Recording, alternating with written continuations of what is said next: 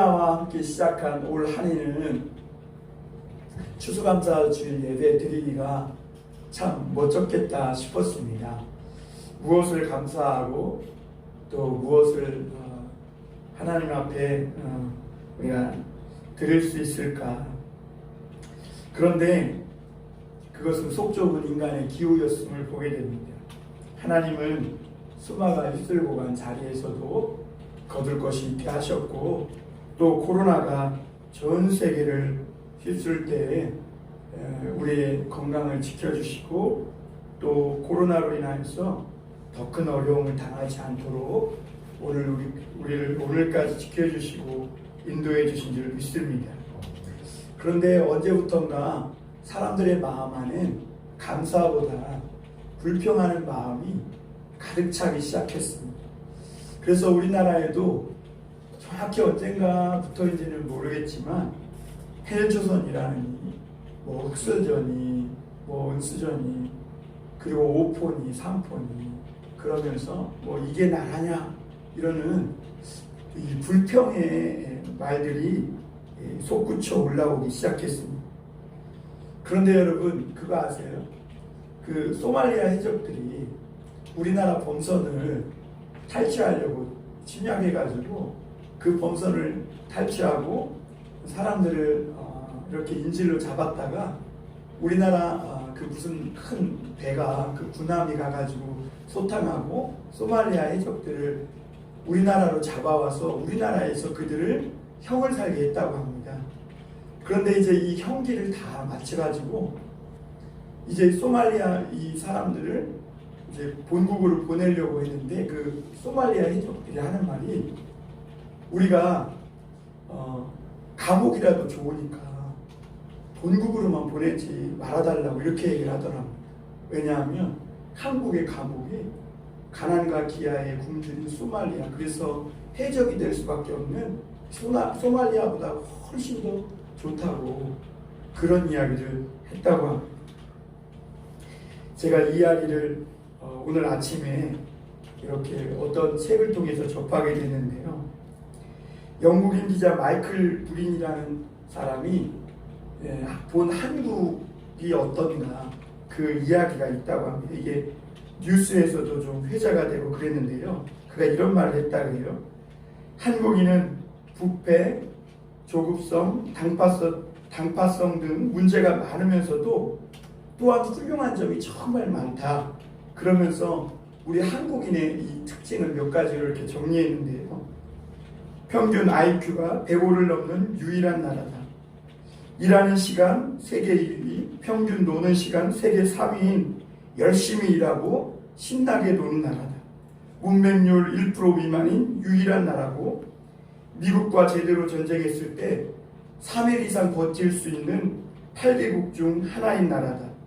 노약자 보호석이 있는 5개국 중에 하나인 나라요. 세계 2위 경제대국 일본을 발톱 사이에 때만큼도 안 여기는 그런 나라라는 겁니다. 그리고 또 여성부가 존재하는 유일한 나라요. 음악 수준이 가장 빠르게 발전한 나라요. 지하철 평가 세계 1위로 청결함과 편리함이 세계 최고로 높답니다. 그리고 세계 봉사국 순위 4위인 나라가 한국이고, 세계에서 가장 많은 발음을 표기할 수 있는 이 문자를 가진 나라가 이 대한민국 한글이라고 합니다. 그래서 이 스마트폰에 모든 글자를 표기할 수 있는 문자를 다 넣을 수 있는 언어는 한글과 영어가 유일하다 그래요. 그래서 문자 없는 나라에게 유엔이 한글을 그 문자로 제공한다고 하는데요. 현재 세계에서 3개국이 한글을 자기 나라 국어로 사용하고 있다고 합니다. 그리고 가장 단기간에 IMF를 극복해 세계를 경악시킨 나라요. 또 이게 좀 재미있는 특징이 있는데, 유럽 통계 세계 여자 미모 순위 1위인 나라가 한국이랍니다. 여러분 동의하세요? 그리고 미국 여자 프로골퍼 상위 100명 중에 30명이나 들어간 나라가 한국이고, 세계 10대 거대 도시 중 한 도시를 보유하고 있는 나라가 이기도 하고, 또 세계 4대 강국을 우습게 아는 이런 배짱 있는 나라고, 인터넷이나 TV, 초고속 통신망을 가진 세계에서 최고의 나라라고 합니다.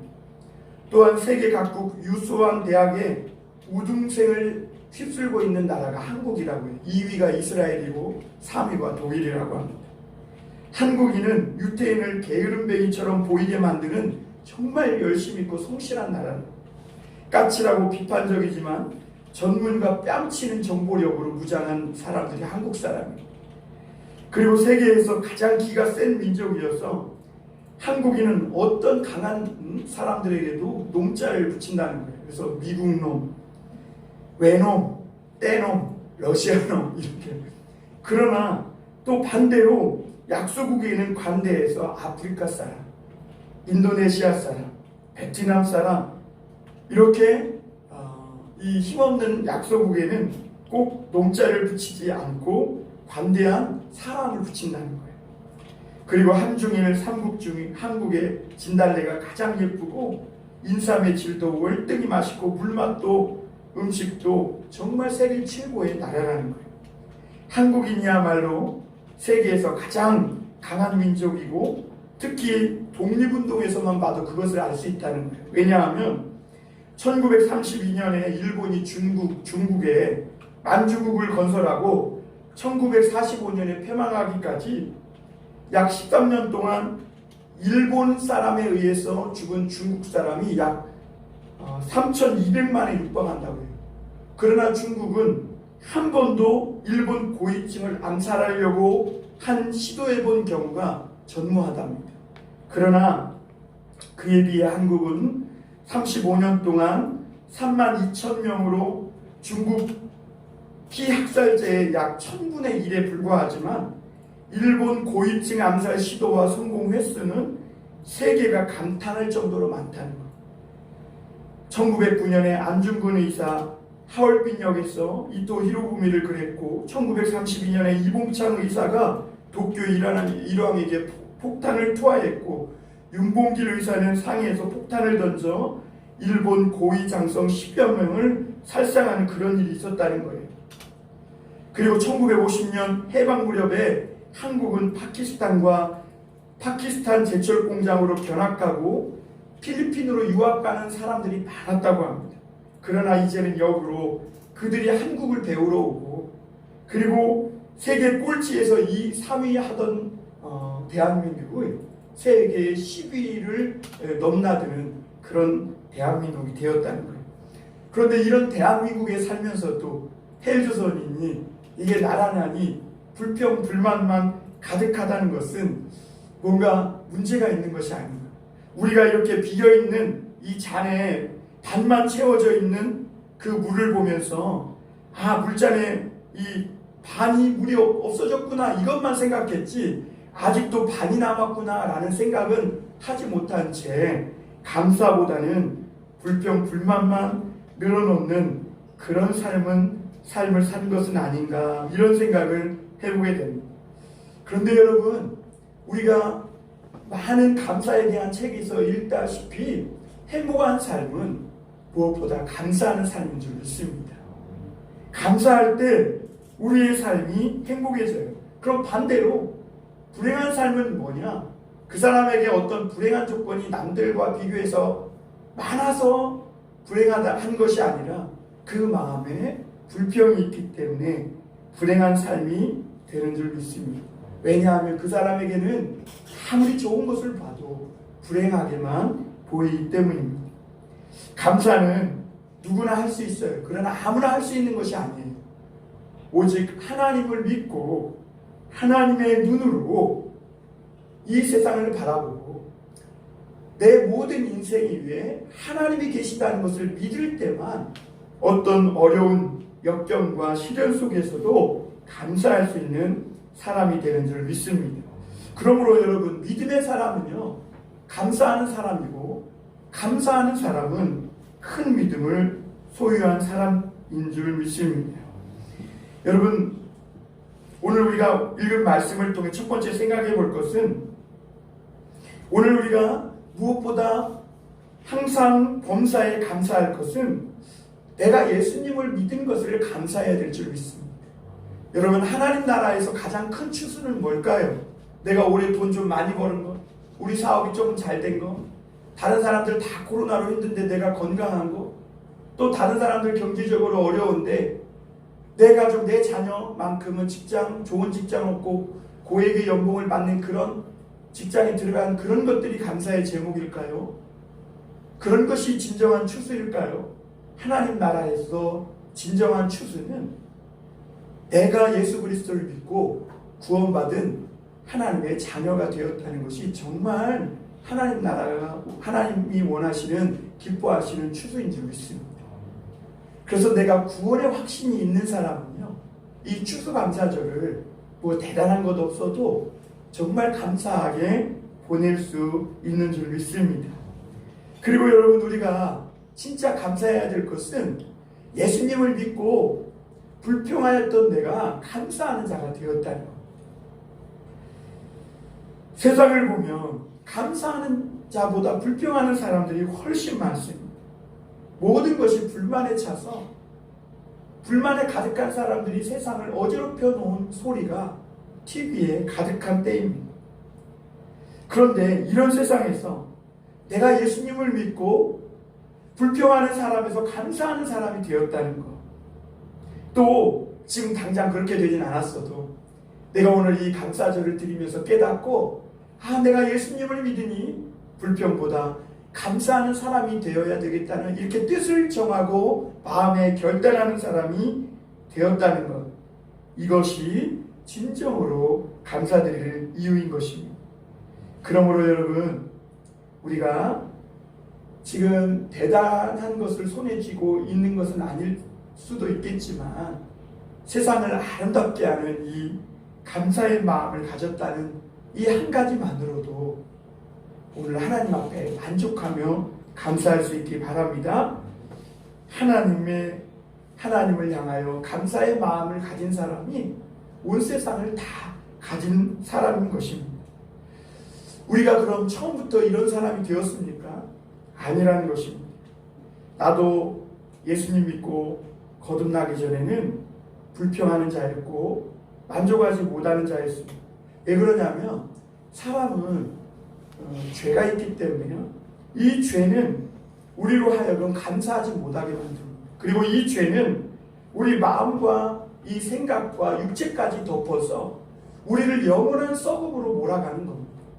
그래서 이 죄가 용서되지 못하고 이 죄가 예수 그리스도의 보혈로 씻김받지 못한 사람은 언제나 항상 죽음으로 직행하게 되어 있는데, 그래서 사람들은 감사보다는 불평을 하기가 쉽고 하나님께 감사보다는 원망으로 살기가 쉽습니다.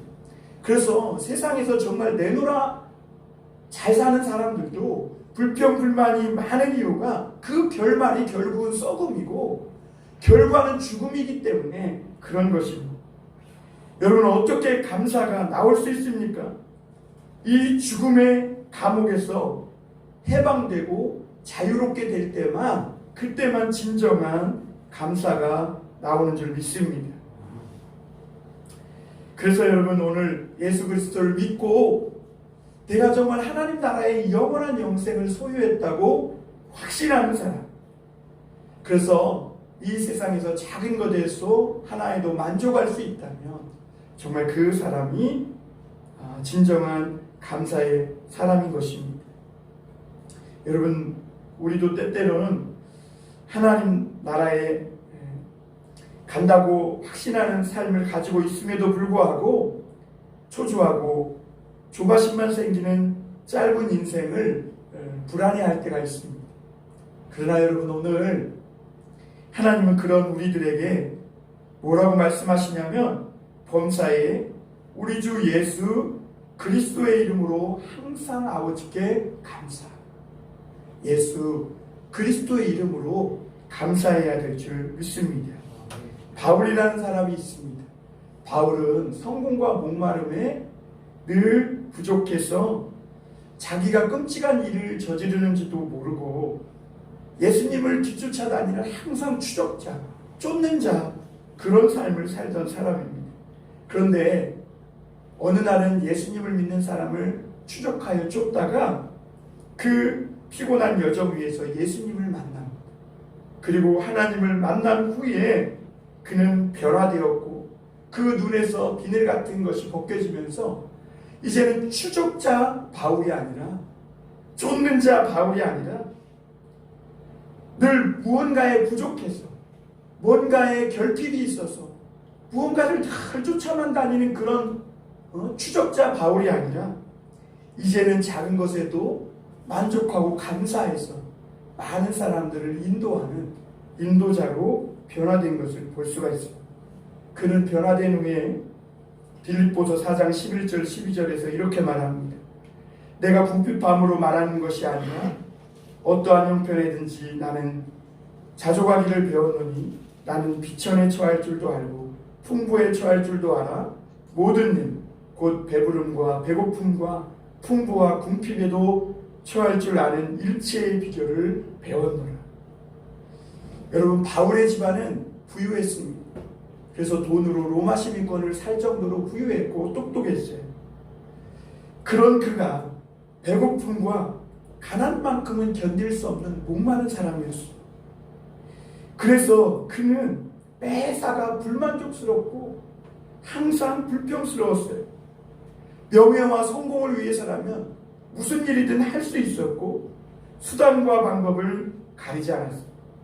그러니까 여러분, 이 바울의 이 욕심에 가득 찬 사울의 눈에는 세상에 어떤 것도 아름다워 보이지 않는 거예요. 모든 사람이 다 자기 적이요 경쟁자와 같은 거예요. 그런 그가 하나님을 만났어요. 예수님을 믿게 되었어요. 예수님이 이 바울의 삶에 들어오시게 된 거예요. 그리고 그가 주님의 음성을 들었어요. 사울아, 사울아 하시는 하나님의 사랑의 음성을 들었어요.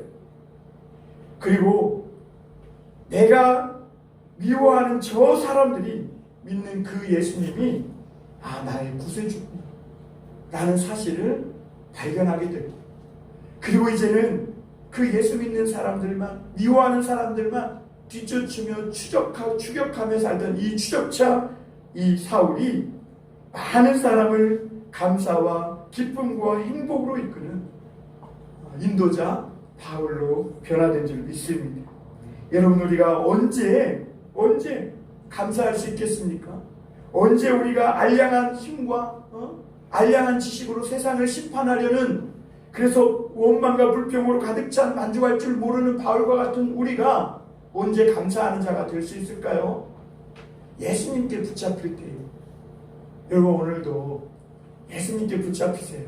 제 생각 내려놓고 내 이 비판, 판단 내려놓고 주님께 붙잡히면 감사하는 자가 될 수 있는 줄 믿습니다.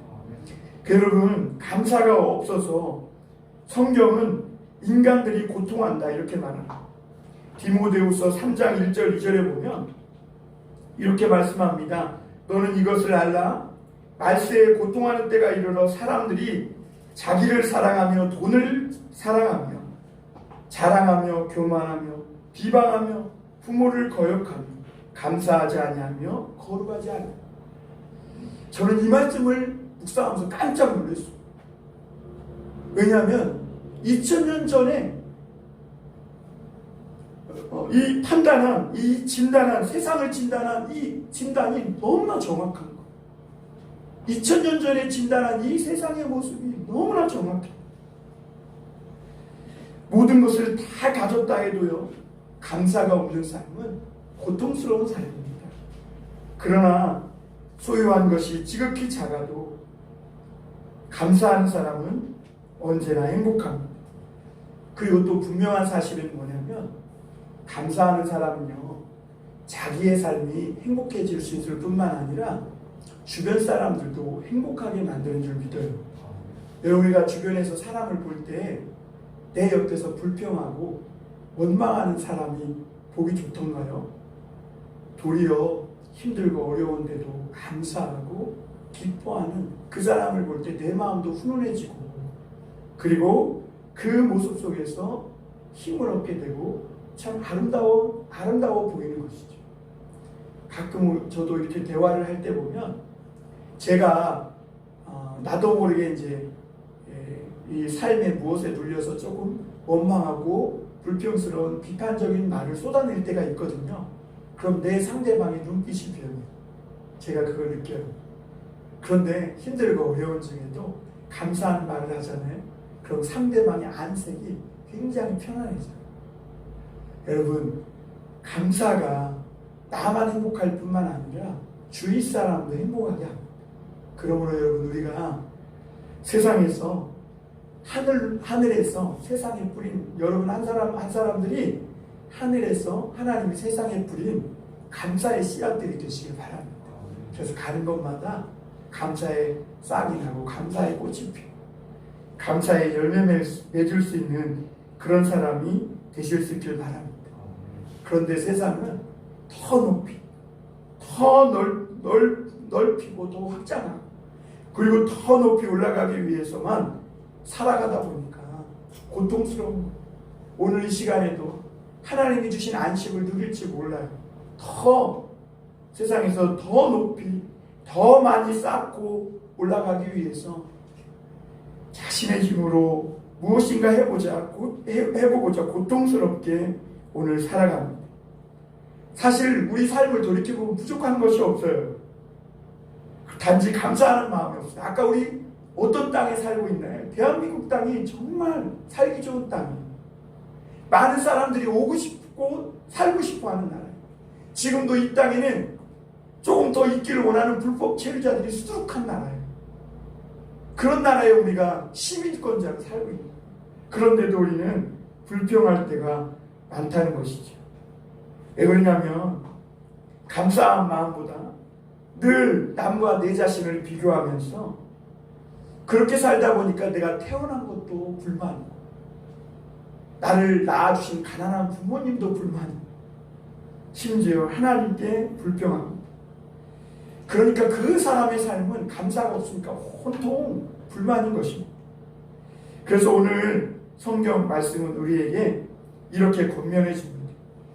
지금 내가 불평과 불만으로 가득 차 있고 짜증과 힘든 일로 가득 차 있다면 그 내 삶을 고통스럽게 하는 그 고통을 몰아내는 기책이 있답니다. 범사에 항상 감사하는 것입니다. 같이 한번 외람되지만 해볼까요? 범사에 항상 감사하자. 하나님 감사합니다. 여러분, 이렇게 무지막지하게 감사하는 사람은요, 모든 것을 감사로 밀어붙이는 이 사람은요, 마귀도 어쩔 도리가 없다는 거예요. 감사하는 사람이 마귀도 이기고 악한 영도 이기게 되는 줄 믿습니다. 마지막으로 한 가지 더 생각해 볼 것은 모든 것을 당연하게 생각하지 말라는 것입니다. 오늘 말씀에 보면 범사에 항상 이렇게 말씀하고 있는 것을 우리가 주목해 볼 필요가 있습니다. 오늘 말씀 한번 20절 다시 한번 띄워주시면 고맙겠습니다. 범사에 우리 주 예수 그리스도의 이름으로 항상 아버지 하나님께 감사하며 이렇게 말합니다. 범사에 항상이라는 것은 모든 일에 모든 순간에 감사하라는 하나님의 명령인 줄 믿습니다. 하나님은요, 우리가 행하기 쉬운 것은 명령하지 않아요. 밥 많이 먹어라 이런 거 명령 안 해요. 하기 어려운 것들만 명령하세요. 원수를 사랑하라. 항상 감사하라. 쉬지 말고 기도하라. 왜 하나님은 우리가 하기 힘든 것만 이렇게 명령할까요? 우리가 그것을 행할 때 하나님의 축복이 임하기 때문에 그런 줄 믿습니다. 그러므로 모든 일에 모든 순간에 감사하라는 이 말씀은 뒤집어 생각해 보면 세상의 어떤 것도 그리고 어떤 순간에도 내가 살아있고 또 내게 있는 모든 환경을 당연하게 생각하지 말라는 것입니다. 로마서 1장 21절에 보면 이렇게 말씀하고 있습니다. 하나님을 알되 하나님을 영화롭게도 아니하며 감사하지도 아니하고 오히려 그 생각이 허망해지며 비련한 마음이 어두워졌나니 그랬어요. 하나님을 알되 하나님께 감사하지 않는다. 여러분, 범죄는 어떤 마음에서 나오는지 아세요? 여러분 혹시 죄 지어본 적 있으십니까? 죄 지은 사람들은요, 대개 그 범죄하는 심리가 어떠냐면 내게 있는 건강이나 물질이나 가족이나 친구나 모든 환경을 당연하게 생각해서 더 무엇인가 원하고 더 욕구불만이 되어서 불평불만이 가득할 때 그때 범죄하게 됩니다.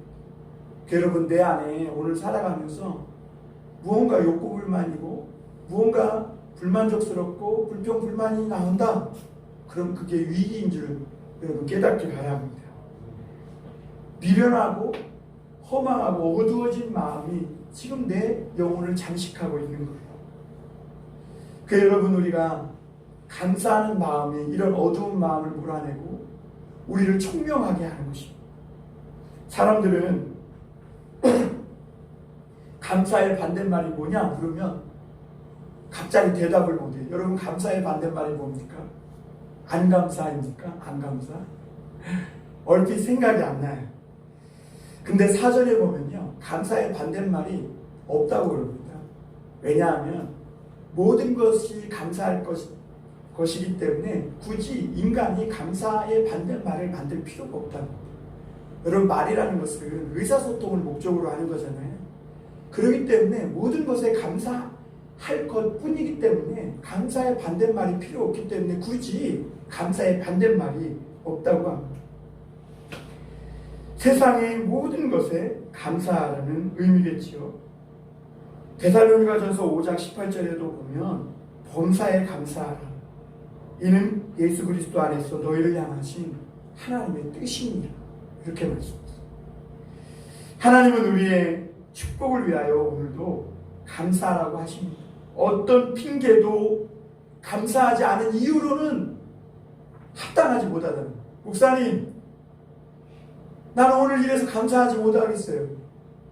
핑계치 못한다는 거예요. 어떤 이유도 감사하지 않을 이유로는 합당하지 않다는 거예요. 우리는 모두 감사하기 위해 태어난 사람들입니다. 오늘도 감사를 연발하시길 바랍니다. 야, 이래서도 감사, 저래서도 감사, 오늘 또 우리 교회에 나올 수 있어서도 감사, 무사하게 예배 드릴 수 있어서 감사. 그럼에도 여러분, 우리는 자주 감사를 막는 무엇인가가 있음을 우리는 이렇게 인식하게 되는데요. 그것이 뭐냐면 당연이라는 이 생각이에요. 오늘도 내 남편이 나와 함께 있는 거 당연하다 생각하고, 아내가 오늘도 밥 차려주는 것을 당연하다 생각하고, 오늘도 우리가 무사하게 아무 사고도 없이 이 자리에 와서 앉아서 예배 드리는 것, 이것을 당연하게 생각합니다. 여러분, 그런데 앞서 말씀드렸지만 이 세상에 내게 당연한 것은 아무것도 없습니다. 이 당연은 사람으로 하여금 감사의 마음을 빼앗아요. 미국의 SAS라는 사스라는 바이러스 이름이 아니고요. 사스라는 이 회사가 소프트웨어 회사가 있는데, 이 소프트웨어 사스라는 이 회사는 이직률이 낮고 거기에 다니는 많은 직원들이 만족을 하며 장기간 근무를 한다고 합니다. 그 회사는 연봉이 많지 않대요. 그런데도 왜 이렇게 이직률이 낮고 거기에 일하는 직원들의 만족도가 높은가? 그 회사가 거기에서 일하는 직원들의 가치를 알아준다. 그리고 감사하는 마음을 가진다. 우리가 사장이니까 돈을 주고 일시키는 거니까 너는 마땅히 일해야 돼. 나는 이런 태도가 아니라 우리가 억만금을 주고도 이렇게 열심히 일하는 직원들을 만날 수 없다. 그런 마음으로. 여러분, 우리 지난번 경기지방 남전도 총연합회에서 그 목사님이 예화로 드렸던 그 태극당 이야기, 저도 그걸 다큐멘터리로 봤는데요. 그 부모님이 아파서 돌아가시고 그 아들이 이어받게 됐는데, 그 아들은 아버지의 그 정신을 이어받아서 거기서 일하는 직원들에게 늘 감사의 마음을 갖고, 그래서 코로나로 어려운 지난 추석 때에도 최고의 선물을 해주고, 마이너스 성장인데도 조금씩이라도 봉투를 만들어서 직원들에게 보너스를 넣어주고, 그리고 그 어머니가 그 태극당의 많은 직원들을 식사를 준비하는데 그 시장에서 장 보는 것을 보니까 최고의 싱싱한 해산물과 제 식재료를 가져다가 음식을 해서 그 직원들을 먹이는 거예요. 그래갖고 거기 직원은요 은퇴 연한이 없답니다. 그 보니까 80이 넘은 할아버지들. 그러니까 이 할아버지들이 그 수십 년, 40~50년 된 장인 정신으로 만들어낸 그 과자가 어떻겠어요? 인스턴트 과자랑 비교할 바겠어요. 이렇게 자기의 가치를 알아주고 감사하는 회사가 오랫동안 직원으로 하여금 근무하게 해주는 것이죠. 반대로 직원은 이런 대가로 월급 받는 것이 당연하다고 생각하면 감사할 것이 없어요. 내가 어디에서도 이만한 직장을 구하기 어렵다는 감사하는 마음으로 다녀야 되겠죠. 또 가정에서 남편과 아내가 그렇습니다. 서로 당연하다고 생각하면 감사할 것이 없어요. 아내가 아프거나 부재 중일 때 여러분 집안일을 해보세요. 저도 해보니까 아내가 집안일 해주고 밥 해주는 거 정말 감사해요. 요즘 물을 하도 대니까 이 상처가 낫질 않아요. 야, 이게 손에 물을 계속 대고 있는다. 이게 보통 일이야. 우리 이병찬 원사님도 우리 김정희 지사님께 감사하십시오. 이 식당 운영하면서 가정을. 그리고 또 아내도 남편에게 감사하시길 바랍니다. 남편이 돈만 벌어오고 바깥에서 뭐 그냥 이리저리 할 일 없이 일만 만들고 돌아다니는 줄 알았지만 사실 어느 날 남편이 몸져 눕거나 병원에 있어 보면 여자 혼자 세상 일을 살아가고 세상에 있는 일 다 해보려고 하면 정말 남편의 존재가 때로는 썩은 고목 같지만 그 자리에 있어만 줘도 그것으로 큰 든든한 힘이 된다는 것을 우리는 느끼게 되죠. 그러므로 우리 집사님도 남편에게 감사하실 수 있기를 바랍니다. 그리고 당신도 저한테 감사하세요. 여러분, 우리가 살면서 정말 조심해야 될 것이 그것이 뭐냐면 당연하다는 생각입니다. 이 생각을 한번 하기 시작하니까요, 이렇게 안 해주고 저렇게 안 한 거 늘 비판적이고 불평, 더 안 해주고 이런 것만 생각이 드는 거예요. 그런데 여러분, 당연한 것이 이 세상에 아무것도 없음을 봅니다. 내가 오늘 타고 온 차가 정시에 이 교회에 와준 것도 정말 당연한 것이 아니죠. 그리고 어제 뿌렸던 씨앗이 오늘 자라서 수확하고 이렇게 추수감사 예배 드리는 거 당연한 것 아닙니다. 예수님을 믿고 저와 여러분이 이 시간에 교회에 나와 함께 감사 예배 드리는 것 당연한 것 아니죠. 오늘 내 호주머니에 몇 푼의 돈이 있고 집 쌀독에 쌀이 있고 김치가 있고 내가 일할 수 있는 직장이 있고 건강이 있고 남편과 아내가 있고 자식들이 있고 자식이 장성해서 결혼을 하고 또 오늘 외출해서 집에 무사히 도착하게 된다면 이 모든 것들은 당연한 것이 아니라 정말 감사할 제목인 것이죠. 우리 일상에 끝도 없이 일어나는 이런 일들은 여러분 절대 당연한 것이 아니라는 것을 꼭 기억하실 수 있기를 바랍니다.